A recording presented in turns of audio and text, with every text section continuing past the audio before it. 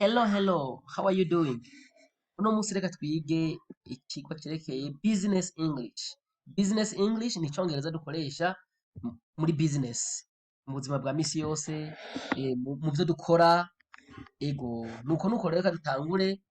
Ni amajambo kenshi abantu benshi bakoresha, mugabo ugasanga ntibazi ivyitiranwa vy'ayo majambo, kandi ivyo vyitiranwa ni naco congereza ciza gusumba. Urashobora kubivuga muri ubu buryo twatanze ubwa mbere, ariko ubu buryo nabwo buri imbere nibwo bwiza cane. Reka rero tudatevye dutangure. Murabona ijambo rya mbere twanditse tuti I got your email. I got your email. Bisigura ngo narose message yawe wandukiye kuri email. Message yawe nayirose. Email wandukiye nayirose. Mugabo mu kibanza cyo gukoresha I got, aho gukoresha got ukoresha received.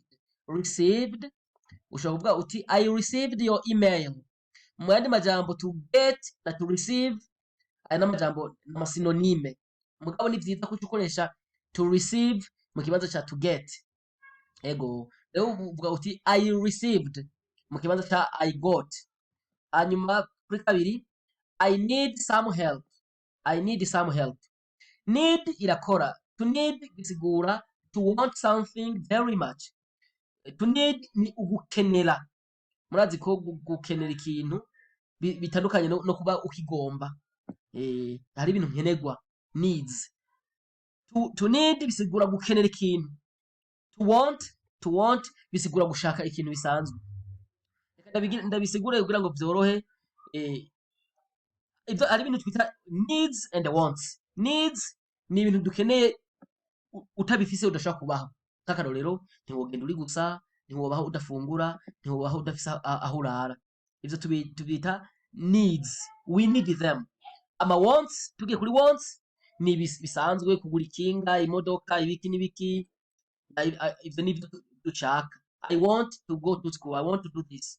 Ni muri ubwo buryo rero. Rero iyo uvuze ngo I need some help, biza mu congereza uruvuga uti I require. Mu kibanza cha need ushobora require. I require some help or some assistance. Assistance na help ni nkaco kimwe ngaha. Tubandanye kuri gatatu. Let's talk about it later. Let's talk about it later. Bivuga ngo reka tuzobivuganeko, reka iki kintu tuzokivuganeko ubutaha, canke mu masaha aza kuza, mu mwanya uza kuza. Canke mu misi iza. Aho gukoresha rero talk, ni vyiza ko dukoresha iri jambo mubona ko akoresha ngaha imbere. Iri jambo niryo vyiza cyane. Discuss. Tuvuga uti let's discuss about it later. Let's discuss. Mu kibanza cha talk tuje dukoresha discuss. Birumvikana cyane. Tuje kuri kane. How do I get in touch with her? How do I get in touch with her? Ati mbega no muronka gute, twovugana gute, no muronka gute kugira ngo tubonane tuvugane.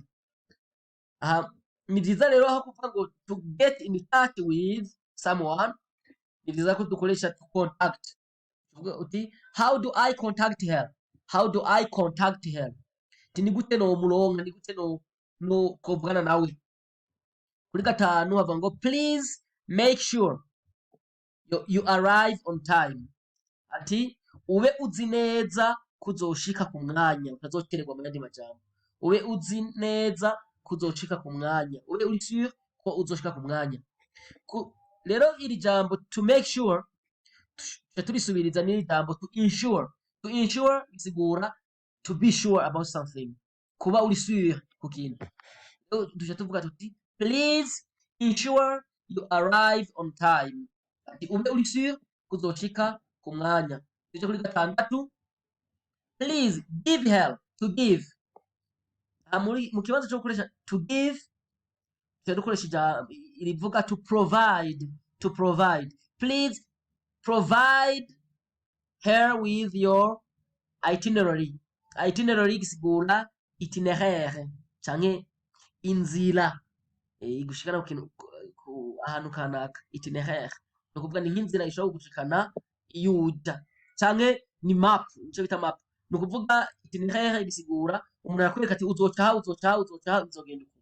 nizo twita itinéraire. Rero mu kibanza cyo gukoresha give her, please give her your travel plans. Mu kibanza cha give her ukoresha provide. Ama travel plans ukoresha ijambo itinerary. Itinerary bisigura itinéraire, inzira.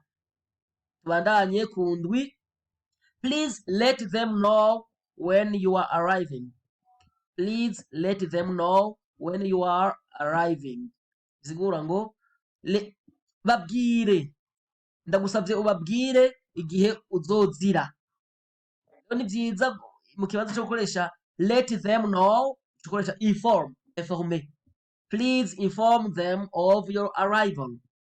You inform them, nuha information, nubabwire.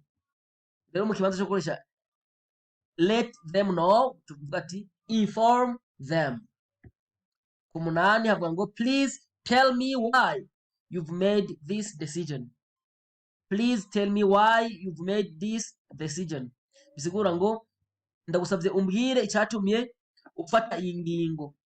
Mu kibanza rero cyo gukoresha ijambo tell, to tell, kubwira, mu cyongereza cyiza dukoresha explain, gusigura. Ati please explain your decision. Ati sigurira iyo ngingo wafashe. Mu kibanza cha to tell dukoresha to explain. Hama ku 9, could you please talk some more? Sorry. Could you please talk some more about this subject? Timbega urashobora gusigura cyane kuri iki kintu, kuri iyi sujet. Mu cyongereza rero ushobora kuvuga neza uti could you elaborate ni elaborer, no kuvuga ibintu d'une façon détaillée, ukabivuga mu madambo yumvikana udaciye hirya no hino, ukabisigura neza. Could you elaborate on that? Ku 10 havuga ngo how are you going to fix this problem? How are you going to fix this problem? Bisigura ngo iki kibazo ugiye kugitunganya gute, ugiye kugitorera inyishu gute, ugiye kugikemura gute. Rero aho ukoresha ijambo to fix ukoresha ijambo to solve, résoudre. Tuvuga uti how are you going to solve this problem? How are you going to solve this problem? Bisigura ngo ingorane ugiye kwitorera inyishu gute. Ngira mwabitahuye cyane, iyi ni business English, no kuvuga n'uburyo ushobora kwiga mu Icyongereza cyiza kugira ngo utange information iri claire et concise. Thank you so much. See you in the next lesson.